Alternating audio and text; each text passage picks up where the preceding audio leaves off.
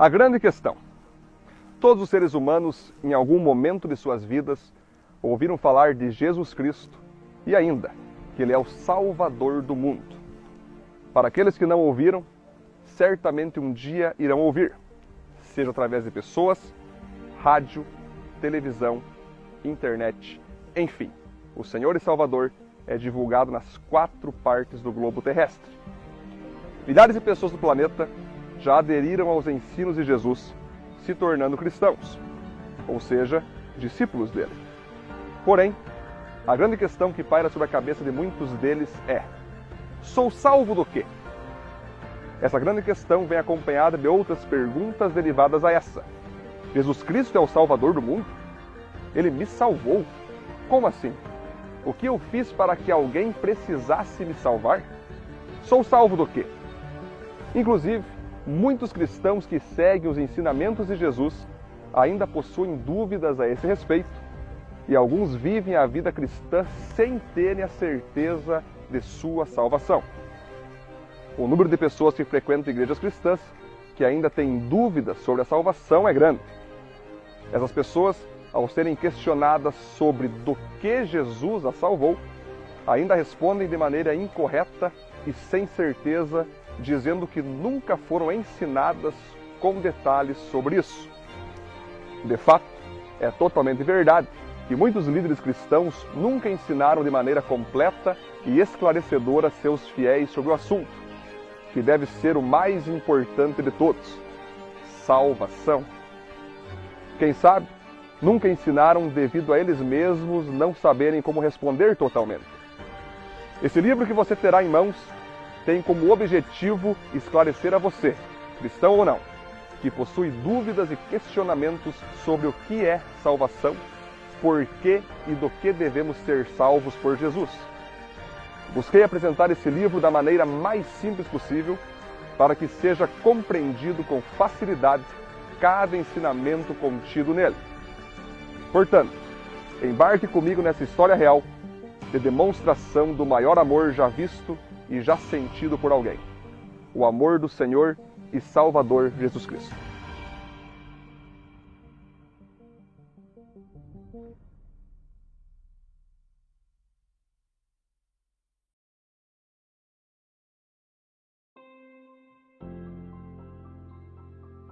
Para começarmos a entender sobre a salvação de Jesus Cristo e o porquê dela, é obrigatório que venhamos a estudar sobre aquele que criou todas as coisas, inclusive a nós seres humanos, e que possui as respostas para as 3 famosas perguntas que todos nós em algum momento da vida já fizemos ou ainda iremos fazer.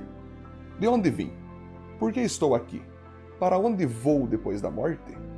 Esse alguém é Deus, o Todo-Poderoso e Amoroso, aquele que criou a todas as pessoas e sabe do que elas precisam para serem felizes e desfrutarem do verdadeiro sentido da vida: sua presença.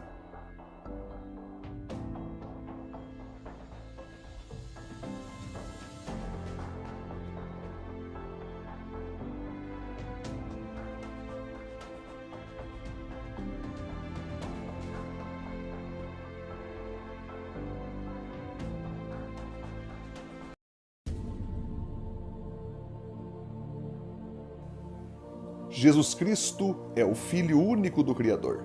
Sempre esteve com Deus por toda a eternidade e possui os mesmos atributos do seu Pai, sendo eterno, santo, justo, amoroso, etc. Ele é totalmente igual a seu Pai e o obedece em tudo. Portanto, podemos entender que o Filho também é Deus. Seu nome, Jesus Cristo, significa Salvador ungido, ou seja, aquele que salva e foi ungido por Deus com poder para salvar.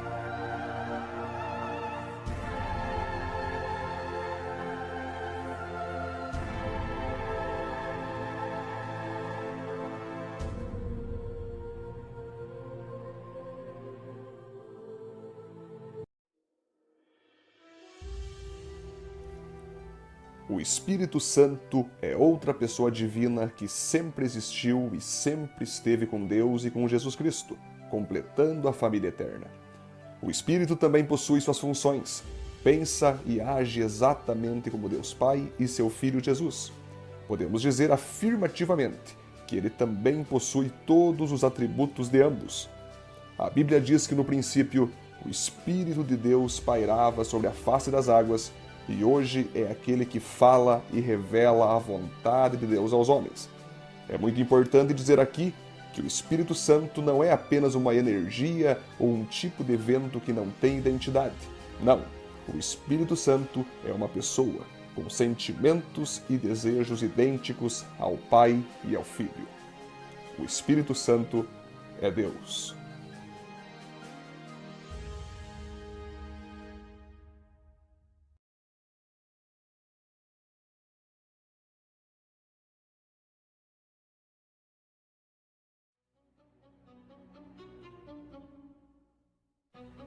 Antes da criação do ser humano, Deus criou milhares e milhares de anjos para que estes o obedecessem e seguissem a sua vontade.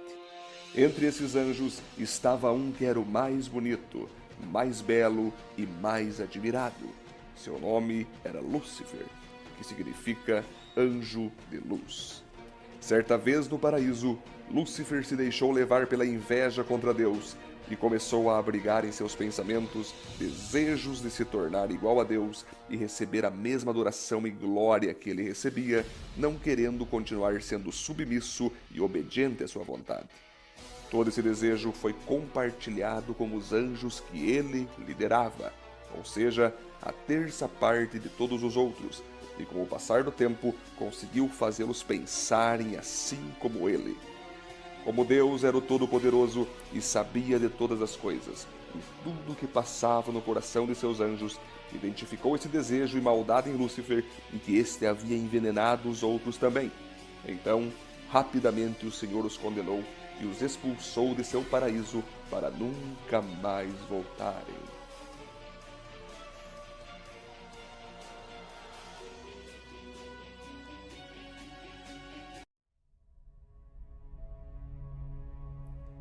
Após a queda de Lúcifer e a terça parte dos anjos, Deus, em seu amor e soberania divina, decidiu criar alguém que fosse se relacionar com ele como um filho se relaciona com o pai, como um amigo que se relaciona com um amigo. Deus, então, criou no pó da terra o ser humano e soprou nele o fôlego de vida.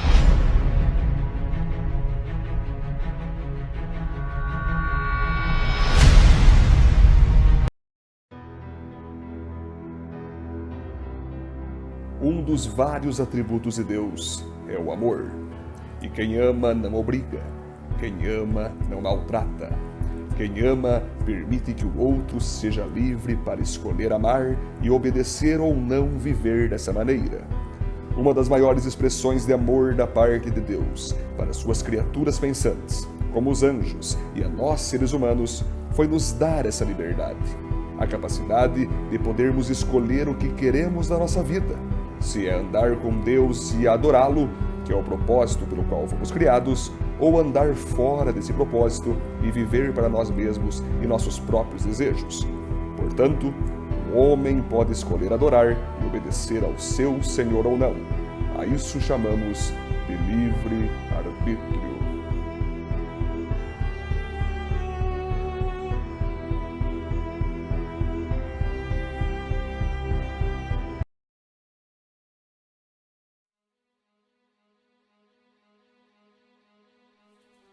Adoração significa você colocar alguém ou alguma coisa em primeiro lugar na sua vida. É prostrar e reverenciar-se diante daquilo que para você é divino. Como vimos, o propósito de Deus é que essa adoração seja dada somente a Ele. Porém, devido à nossa liberdade de escolha, quem não adorar ao Senhor irá adorar outra coisa, seja uma estátua, um animal, o sol, a lua, as estrelas, o dinheiro, a fama, o sucesso, uma pessoa ou até mesmo a própria vida será feita como objeto de adoração. Deus criou o homem para adorar a Ele somente. Qualquer adoração fora disso jamais será aceita por Ele e não preencherá o vazio que só Ele pode preencher.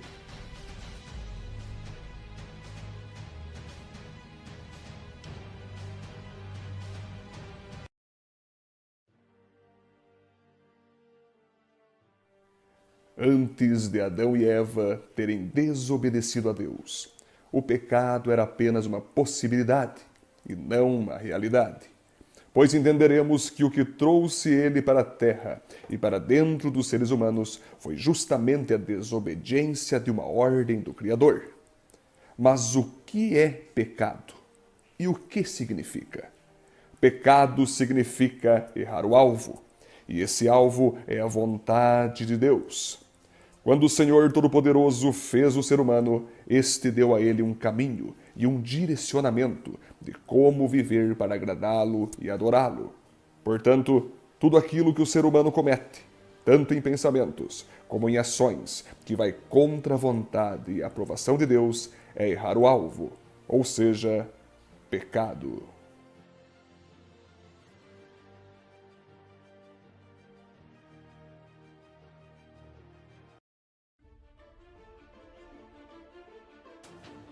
Devido a Adão e Eva terem desobedecido às ordens do Criador, o pecado entrou em todos nós. Agora, o espírito do ser humano está morto, pois não pode mais se relacionar com o seu Criador e Senhor. Sua alma, que estava pura e sem maldade, agora possui trevas e distorções, como inveja, orgulho, medo, insegurança, raiva, imoralidade, etc. Seu corpo físico, que havia sido feito para ser perfeito e 100% saudável, agora está destinado a sentir dores, receber doenças e, no fim, a morte física.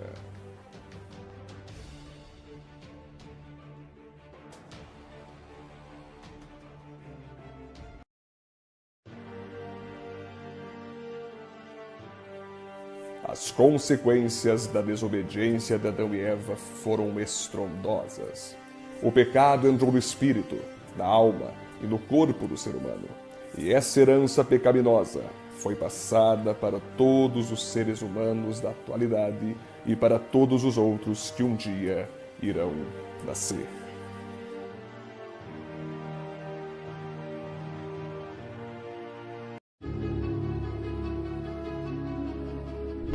Após o homem ter pecado contra Deus, a imagem e semelhança que tinha do divino ficou manchada, não sendo mais o mesmo, e tendo sobre suas inclinações desejos de fazer somente o que desagrada a Deus. A Bíblia deixa bem claro que o que faz separação entre o divino e o ser humano é o pecado.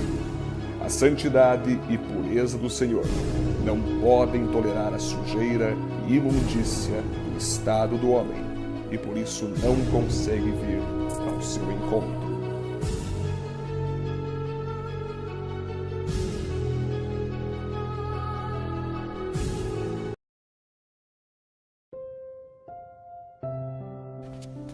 Após a queda do homem da presença do Criador, este nunca mais pôde vê-lo novamente, pois o seu estado pecaminoso o havia separado de Deus. Com o passar dos anos, a necessidade que o homem tinha de relacionar-se com seu Senhor o levaram a oferecer ofertas de adoração e gratidão ao divino pela fé, ou seja, não vendo o eterno, mas tendo a certeza que esse estava recebendo sua adoração e se agradando dela. O homem agora precisava ver, sentir, tocar em seu Criador pelos olhos e mãos da fé, pois de outra maneira não haveria a mínima possibilidade de haver contato novamente. Fixe bem essa palavra em sua mente: fé.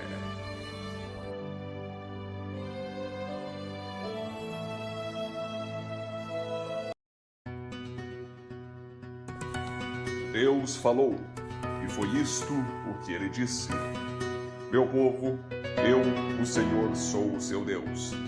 Eu o tirei do Egito, a terra onde você era escravo. Não adore outros deuses, adore somente a mim.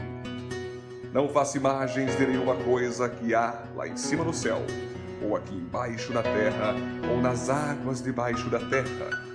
Não se ajoelhe diante de ídolos, nem os adore, pois eu, o Senhor, sou o seu Deus, e não tolero outros deuses. Eu castigo aqueles que me odeiam, até os seus bisnetos e trinetos. Não use o meu nome sem o respeito que ele merece, pois eu sou o Senhor, o Deus de vocês, e castigo aqueles que desrespeitam o meu nome. Guarde o sábado, que é um dia santo. Faça todo o trabalho durante 6 dias da semana, mas o 7º dia da semana é o dia de descanso, dedicado a mim, o Senhor, seu Deus. Não faça nenhum trabalho nesse dia, nem você, nem os seus filhos, nem as suas filhas, nem os seus escravos, nem as suas escravas, nem os seus animais, nem os estrangeiros que vivem na terra de vocês. Em 6 dias eu, o Senhor, fiz o céu, a terra, o mar e tudo o que há neles, mas no 7º dia descansei. Foi por isso que eu, o Senhor, abençoei o sábado e o separei para ser um dia santo. Respeite o seu pai e a sua mãe, para que você viva muito tempo na terra que estou lhe dando. Não mate, não cometa adultério, não roube, não dê testemunho falso contra ninguém. Não cobice a casa de outro homem. Não cobice a sua mulher, os seus escravos, o seu gado, os seus jumentos ou qualquer outra coisa que seja dele.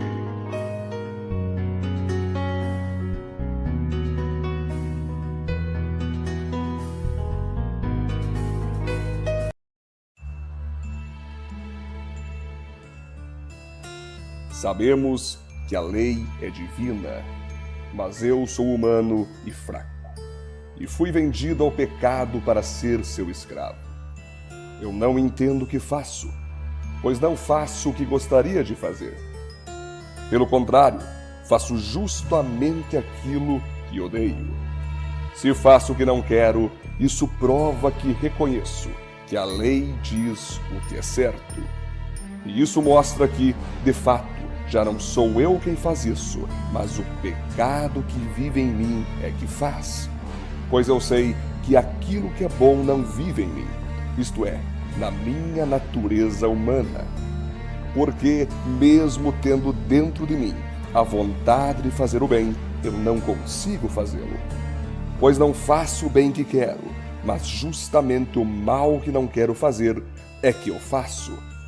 Mas se faço o que não quero, já não sou eu quem faz isso, mas o pecado que vive em mim é que faz. Assim eu sei que o que acontece comigo é isto: quando quero fazer o que é bom, só consigo fazer o que é mal. Dentro de mim, eu sei que gosto da lei de Deus, mas vejo uma lei diferente agindo naquilo que faço.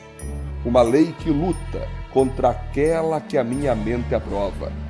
Ela me torna prisioneiro da lei do pecado que age no meu corpo. Como sou infeliz! Quem me livrará desse corpo que me leva para a morte? Que Deus seja louvado, pois Ele fará isso por meio do nosso Senhor Jesus Cristo.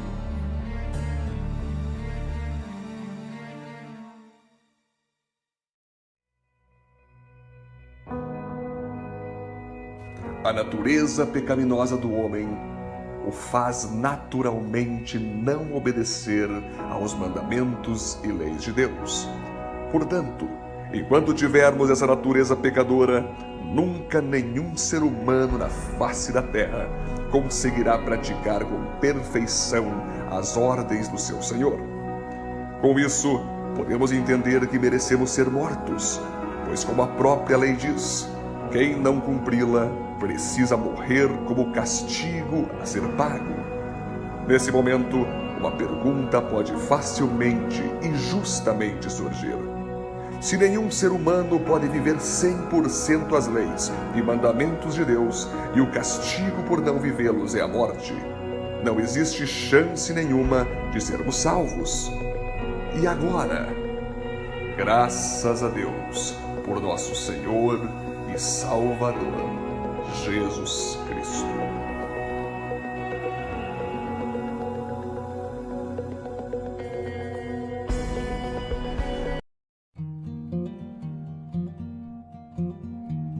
Deus ofereceu Cristo como sacrifício para que pela sua morte na cruz Cristo se tornasse o meio de as pessoas receberem o perdão dos seus pecados pela fé nele. Deus quis mostrar com isso que ele é justo.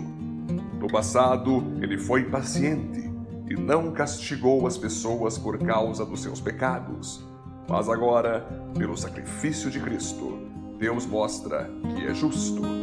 Assim, ele é justo e aceita os que creem em Jesus.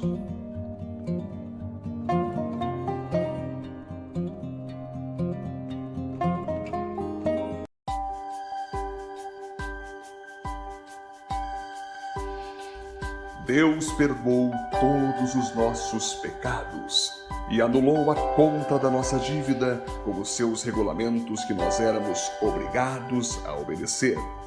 Ele acabou com essa conta pregando-a na cruz. Porque Deus amou o mundo tanto que deu o seu único Filho, para que todo aquele que nele crer não morra, mas tenha a vida eterna.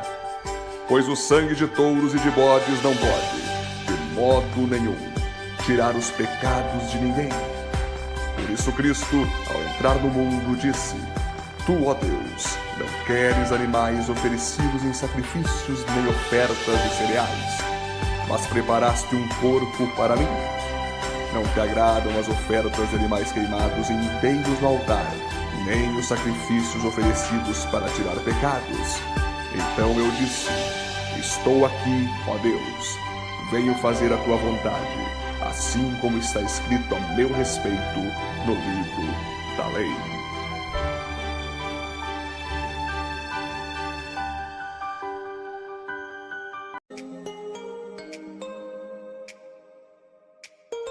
Pois o Senhor mesmo lhes dará um sinal.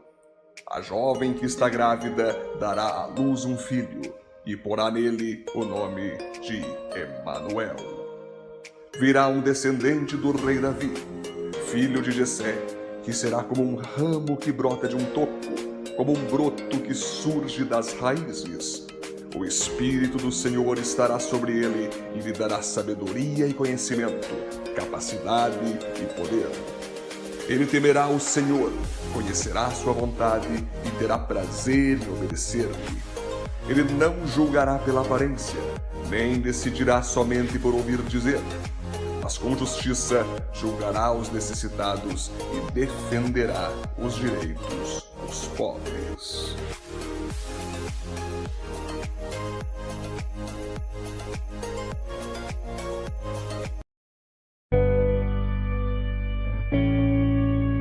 A salvação que todos nós precisávamos foi enviada por Deus do céu para a terra, e o seu nome é Jesus, o Filho de Deus, o próprio Deus. Enquanto esteve na terra, Jesus disse: Eu sou o caminho, a verdade e a vida. Ninguém vem ao Pai a não ser por mim.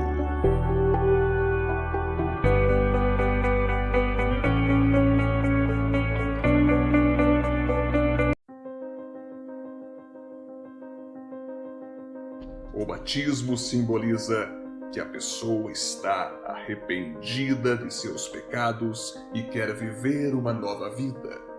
Batismo significa imersão.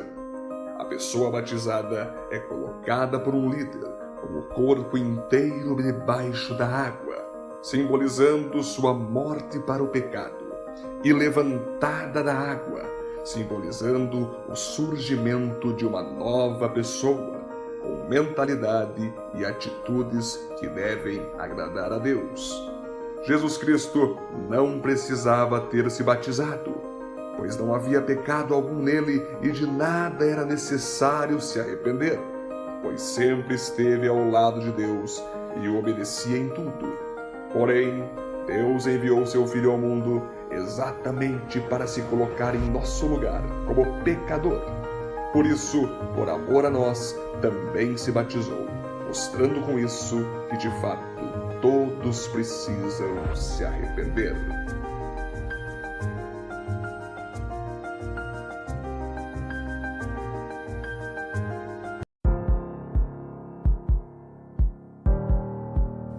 logo após ser batizado e ter sido liberado por Deus para começar a se mostrar ao mundo e continuar cumprindo todas as profecias, mandamentos e leis de Deus, o Salvador chama para andar perto dele todos os dias 12 homens, no qual o seguiriam e aprenderiam com ele tudo o que Deus queria mostrar ao mundo e como agradá-lo de verdade. Naquela ocasião, Jesus subiu um monte para orar e passou a noite orando a Deus. Quando amanheceu, chamou seus discípulos e escolheu 12 deles, e deu o nome de apóstolos a estes 12. Simão, em quem pôs o nome de Pedro, e o seu irmão André, Tiago e João, Filipe e Bartolomeu, Mateus e Tomé, Tiago, filho de Alfeu, Simão, o nacionalista, Judas, filho de Tiago, e Judas Iscariotes, que foi o traidor.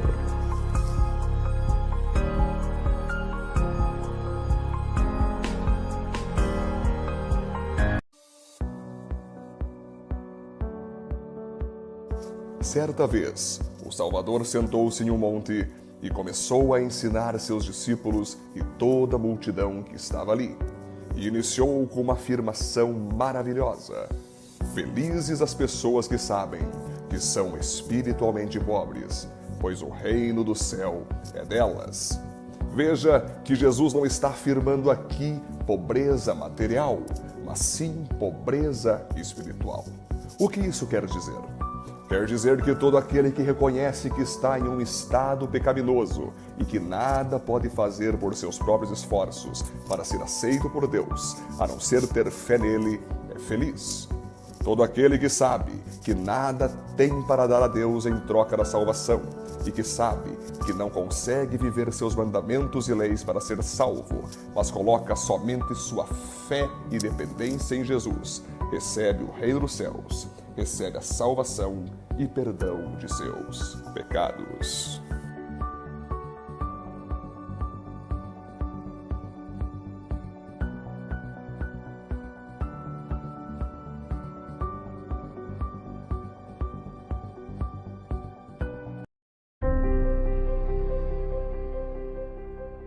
Uma das obras que Jesus Cristo havia recebido do Pai Divino para realizar entre os homens era a realização de curas e milagres, para que assim se cumprissem as profecias que afirmavam isso. Ele estava sofrendo por causa dos nossos pecados, estava sendo castigado por causa das nossas maldades. Nós somos curados pelo castigo que ele sofreu. Somos sarados pelos ferimentos que ele recebeu. Então os cegos verão, e os surdos ouvirão. Os aleijados pularão e dançarão, e os mudos cantarão de alegria.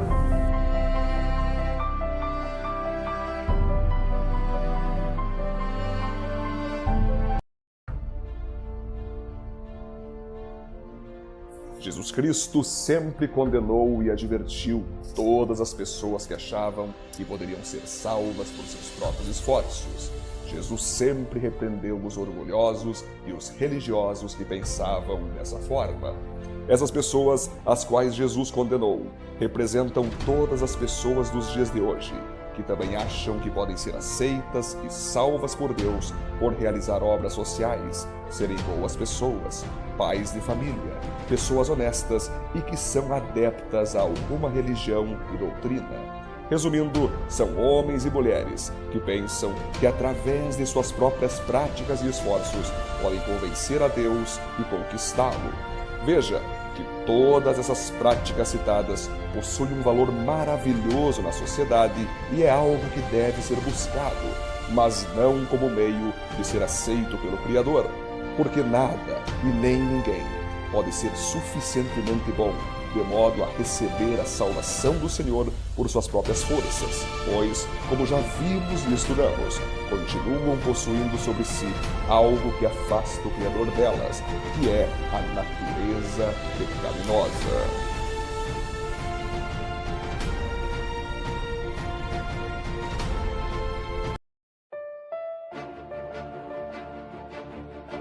Quando Deus criou seus mandamentos e leis, entregou-os para um homem chamado Moisés, e o mandou mostrar e ensinar ao povo seus decretos.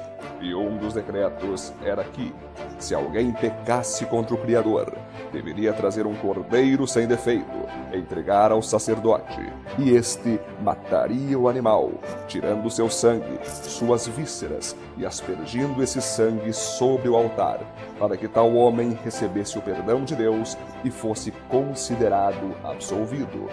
Também, em outro caso, se alguém pecasse, era necessário oferecer 2 bodes ao sacerdote, matar o primeiro bode como sacrifício e pôr a mão em cima da cabeça do outro bode, mandando este ir para o deserto, simbolizando com isso que os pecados cometidos pela pessoa foram transferidos para esse bode expiatório e levado para longe, sendo sacrificado logo em seguida. Pois bem, todo esse ritual e essa lei não passou de uma atitude profética de Deus para preparar e mostrar aos seres humanos que um dia o verdadeiro Cordeiro sem defeito iria ser enviado à terra e seria morto como um bode expiatório para perdoar todo aquele que tivesse fé nele.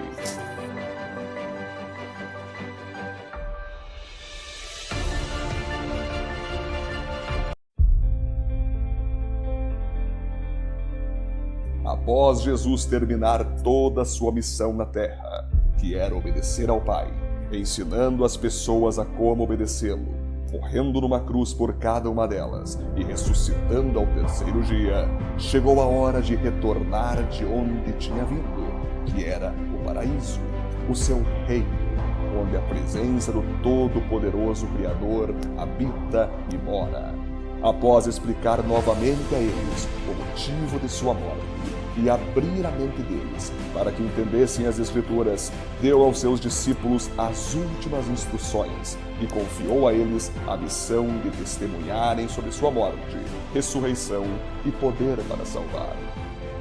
A Bíblia diz que Jesus foi levado aos céus diante dos olhos de seus discípulos, com grande poder e glória. E quando ainda estavam olhando esse espetáculo de acontecimento, 2 anjos apareceram e disseram a todos que, do mesmo modo que eles tinham visto o Salvador subir aos céus, assim seria quando ele voltasse para buscar o seu povo e levá-lo para a glória eterna.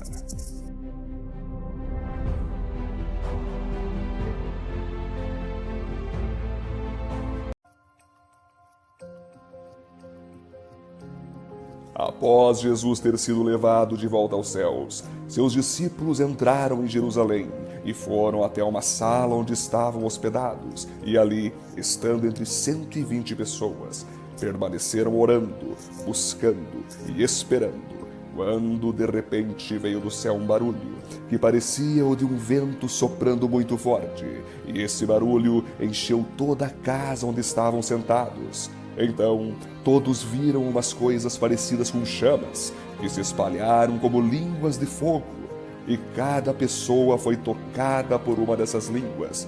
Todos ficaram cheios do Espírito Santo e começaram a falar em outras línguas, de acordo com o poder que o Espírito dava a cada pessoa.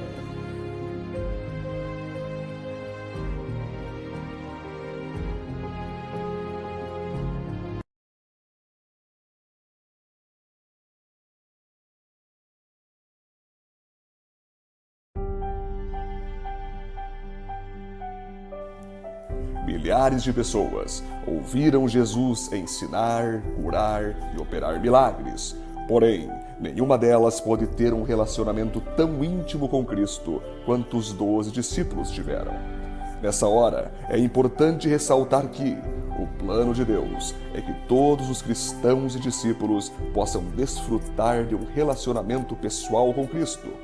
Mas como poderia isso ser possível, sendo filho do Criador somente uma pessoa? É aí que entra o envio do Espírito Santo à Terra, porque sendo um Espírito, pode estar em vários lugares ao mesmo tempo e entrar no coração de toda pessoa que tiver fé em Jesus. Isso possibilita a qualquer pessoa do planeta poder ter uma intimidade pessoal com Jesus Cristo.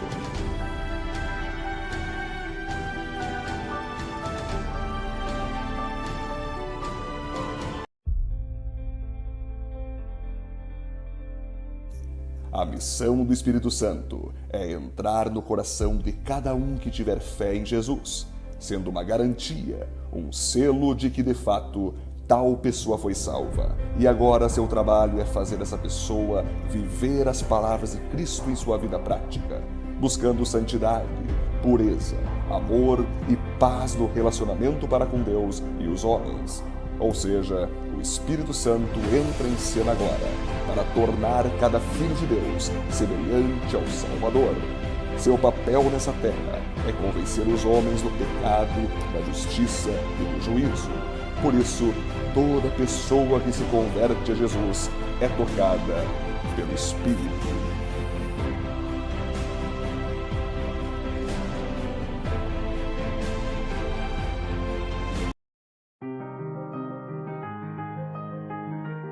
Tudo o que vimos até aqui foi para nos dar o total entendimento sobre do que fomos salvos por Jesus Cristo e compreender com total clareza o caminho e estratégias de Deus para poder nos salvar. Pois bem, vamos à resposta para a pergunta: salvos do quê? Salvos de não podermos nos relacionar com Deus agora e para sempre. Isso mesmo, a resposta acima resume e dá um título para todas as outras que podemos dar. Pois juntamente com essa salvação, podemos também afirmar: somos salvos de não ter Deus em nós, salvos do inferno interior e eterno após a morte, salvos da escravidão da natureza pecaminosa, salvos das garras de Satanás e seus demônios que nos escravizavam através do pecado, salvos de não conseguir praticar a vontade de Deus, que é a prática de sua palavra. Essa resposta leva-nos a entender que Deus não veio apenas para nos salvar do inferno ou do pecado, mas primeiramente veio para nos salvar de ficar sem Ele. Sim, o amor de Deus por nós seres humanos é impressionante, pois entregou seu próprio Filho Jesus Cristo para morrer numa cruz por nós, matando com Ele toda essa natureza pecaminosa que nos afastava de sua presença e nos impedia de fazer qualquer coisa por nós mesmos para sermos reconhecidos e aceitos por Ele.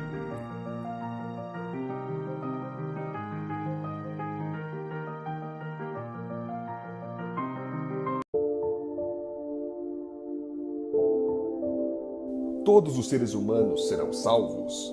Não. Infelizmente não serão todos, mesmo que essa seja a vontade de Deus em que todos sejam salvos. O homem possui o livre-arbítrio, e ele deverá escolher se entregará sua vida a Jesus pela fé ou não, se irá arrepender-se e largar sua vida de pecados ou não. Deus fez a sua parte amorosa e redentora de enviar seu Filho para salvar a todos os homens.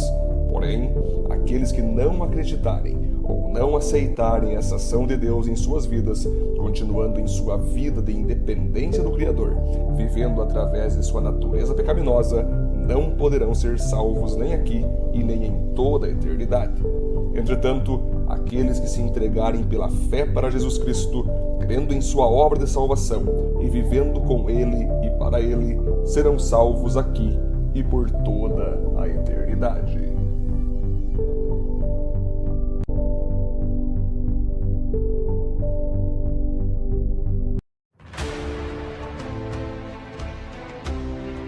O que devo fazer para ser salvo? Primeiramente, deve reconhecer que é um pecador. Reconhecer que possui um vazio existencial dentro de si e que só pode ser preenchido pela presença do Criador. Reconhecer que possui uma natureza humana pecadora que lhe inclina para andar longe de Deus e de sua vontade. Reconheça que você é um pecador. Esse é o primeiro passo a ser tomado para você ser salvo. O segundo passo é se arrepender desse estado pecaminoso. Devemos confessar ao Senhor que todo o tempo que foi vivido sem Ele foi um desperdício de nossas vidas e que agora estamos nos entregando nas mãos dele para que possamos viver uma vida nova, uma vida que será guiada pelo Espírito de Deus. Outro passo é ter fé que Jesus foi enviado por Deus a esse mundo, morreu numa cruz em nosso lugar, ressuscitou ao terceiro dia, foi levado de volta aos céus e voltará um dia para levar seu povo para a morada celestial. celestial. Outro passo é batizar-se nas águas. O batismo não salva. O que salva é você ter fé em Jesus Cristo e entregar a vida para Ele. Porém, o batismo é algo que confirma a sua decisão que você foi salvo. Batismo nas águas simboliza a morte da natureza pecaminosa e a ressurreição de uma nova natureza que se baseia na fé e santidade em Jesus, ou seja, o surgimento de uma nova vida. Batismo vem de imersão, ou seja, a pessoa deve ser imergida com o corpo inteiro debaixo da água, simbolizando que morreu por uma vida sem Cristo, e levantada dessas águas, simbolizando que ela está ressurgindo para viver uma nova vida em Cristo.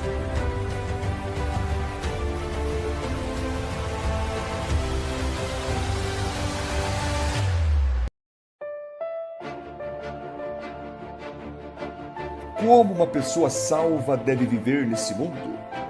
Vivendo uma nova vida, baseada na santidade, paz, amor e praticando as obras das quais foram preparadas por Deus para serem feitas nessa terra. A partir do momento que você entrega pela fé sua vida para Jesus e é salvo por Ele, nesse mesmo instante, Ele também passa a ser o Senhor de sua vida, ou seja, aquele a quem você irá servir e obedecer para todo sempre. Grave essa frase em seu coração. Se Jesus não pode ser Senhor de sua vida, também não pode ser seu Salvador. A Bíblia diz que fé sem obras é morta, ou seja, de nada adianta alguém reconhecer que é pecador, arrepender-se dos pecados, ter fé em Jesus, se batizar, mas continuar vivendo do mesmo jeito que vivia antes, cometendo os mesmos pecados e não mudando nem um pouco de vida. Na verdade, quem permanece assim tem a fé morta. E fé, para ser fé, precisa ser viva, demonstrando-a através de uma mudança de vida. Mas nesse momento você pode perguntar: como assim? Você não havia dito que a salvação é pela fé e não por obras? Sim, exatamente isso. Somos salvos pela fé. Porém, essas obras que estou citando não são para obter a salvação, mas sim para mostrar que já estamos salvos e que agimos dessa maneira como uma expressão de gratidão a Deus pela sua maravilhosa salvação que foi de graça.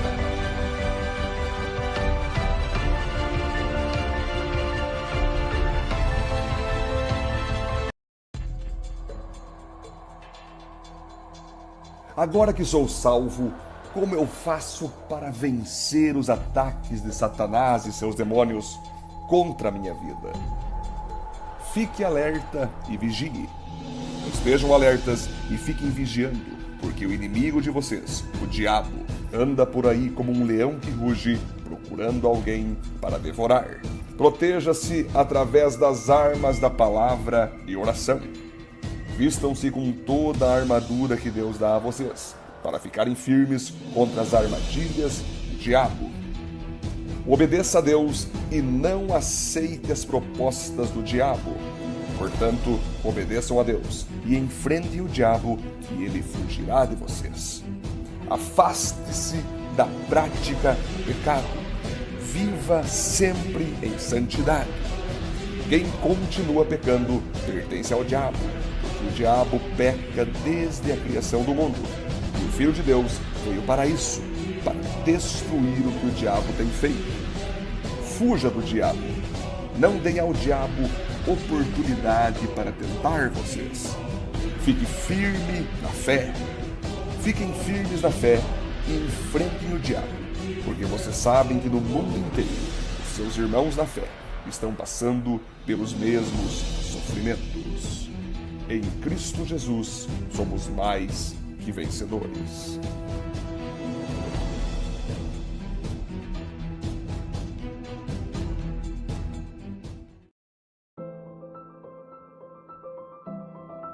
Tenha compromisso com sua igreja local. Toda vez que você ouvir falar o nome igreja, não se confunda como milhares de pessoas que entendem que igreja é aquela casa enorme, média ou pequena, com uma cruz no telhado e em seu interior vários bancos modelados para participação comunitária. Não! Isso não é igreja. A isso chamamos de templo. A Bíblia afirma que igreja somos nós cristãos. Todo aquele que entrega sua vida pela fé a Jesus. Ou seja, igreja são as pessoas salvas, que se tornaram seus filhos e, portanto, pertencem a Ele. Sim, nós como povo cristão possuímos o costume de nos reunirmos em templos, casas, praças ou outros locais públicos para adorarmos a Deus, termos comunhão uns com os outros e aprender de sua palavra. Por isso, é necessário haver constantes reuniões de todo o povo de Deus para crescimento, ensino e união cristã. Podemos entender então que existe a Igreja Universal, que são todos os cristãos ao redor do mundo. Porém, a mais importante é a Igreja Local. Igreja Local é o grupo de cristãos no qual você participa, tem amizade e amor como uma verdadeira família. É membro ativo e possui uma liderança usada por Deus que cuida de você, ensina sobre a palavra e no qual você presta conta de sua vida. Ter uma igreja local não deve ser uma opção, mas uma obrigação para cada filho de Deus, devido ao fato de ser o lugar onde você terá pessoas cristãs ao qual poderá se relacionar em amor e transparência, conhecendo cada um e sendo conhecido por todos como uma verdadeira família. Ame ao noivo Jesus, mas também ame a noiva chamada Igreja.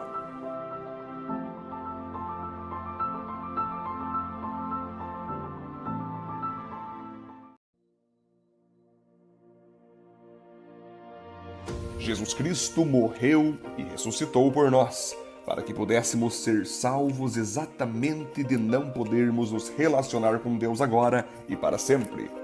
Portanto, fomos salvos desse estado pecaminoso que nos afastava do Criador, e ressuscitamos com Cristo junto a uma nova natureza, ou seja, uma natureza santa e apta em buscar um relacionamento divino.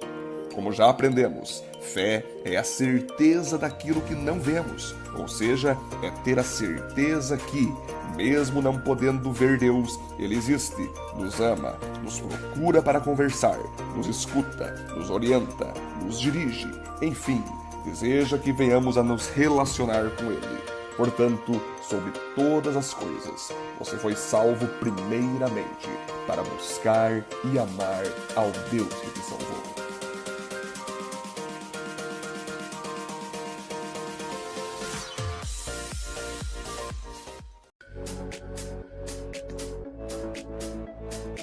Anuncie o amor de Jesus para quantas pessoas você puder. Deus nos salvou para que nos relacionássemos com Ele, desfrutássemos uma nova vida, participássemos de uma nova família, mas também nos salvou para levarmos outras pessoas a serem salvas por Jesus. Se você descobrisse a cura da AIDS, você não contaria isso para todas as pessoas que pudesse? Não há notícia melhor, mais importante e empolgante do que essa. Deus ama a todos os seres humanos e enviou seu Filho Jesus Cristo para nos salvar de ficar sem Ele. É impossível alguém conhecer esse amor, desfrutar dele e não compartilhar com as pessoas que ainda não o possuem. Quem entende, recebe esse amor e é transformado por ele, vai fazer tudo o que puder para que as pessoas ao seu redor entendam, recebam e sejam transformados também. Ide por todo o mundo e pregue o evangelho a toda criatura. Esse mesmo amor que te alcançou quer, através de sua vida e sua pregação, alcançar outros que ainda não são salvos.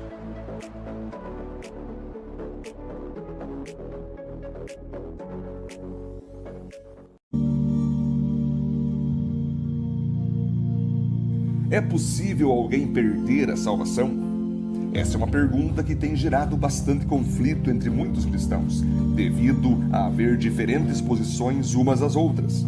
Muitos dizem que depois que uma pessoa entrega a vida para Jesus pela fé, ela é salva para sempre e nunca mais perderá essa salvação. Porém, se tal pessoa se desviar e voltar a uma vida de pecados, na verdade essa pessoa nunca colocou sua fé em Jesus verdadeiramente, pois quem deposita sua fé em Cristo jamais se desvia. Bom, independentemente se tal pessoa abandonou a Deus porque ela quis, ou porque na verdade nunca tenha colocado sua fé verdadeiramente em Cristo, por incrível que pareça, sim, é possível alguém perder a salvação.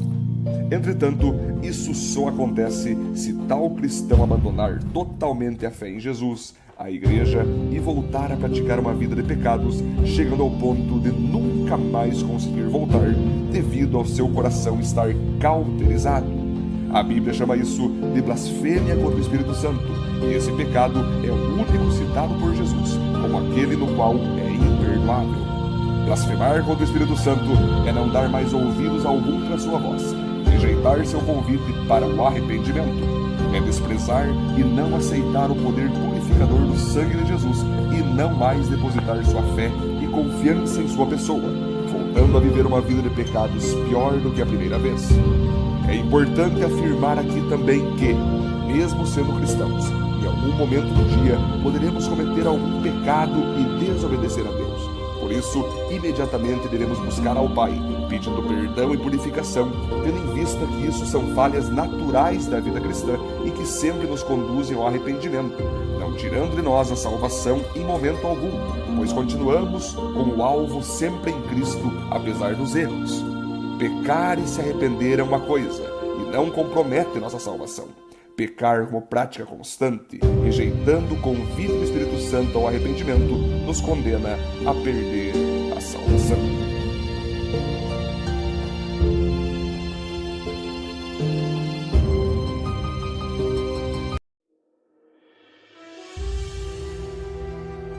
Como posso ter certeza que estou salvo?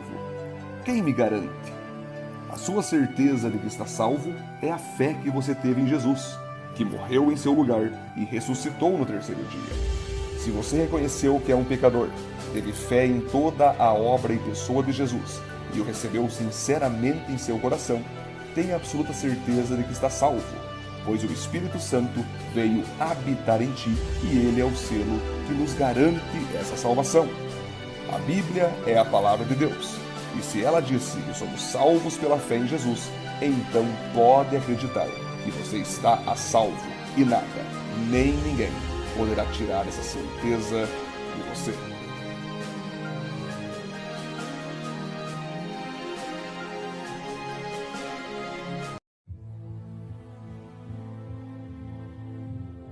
O que acontece comigo agora? Muito bem, agora que você entendeu do que devemos ser salvos, os passos para possuirmos a salvação e a maneira de viver que nos mantém salvos, podemos afirmar claramente que você está liberto do poder do pecado. O Espírito Santo veio habitar em sua vida. Agora você é filho e não mais criatura de Deus. Está purificado e perdoado de todos os seus pecados. Está apto para anunciar o amor de Jesus aos outros. E finalmente, você pode ter a esperança de viver eternamente ao lado de Deus após a sua morte física.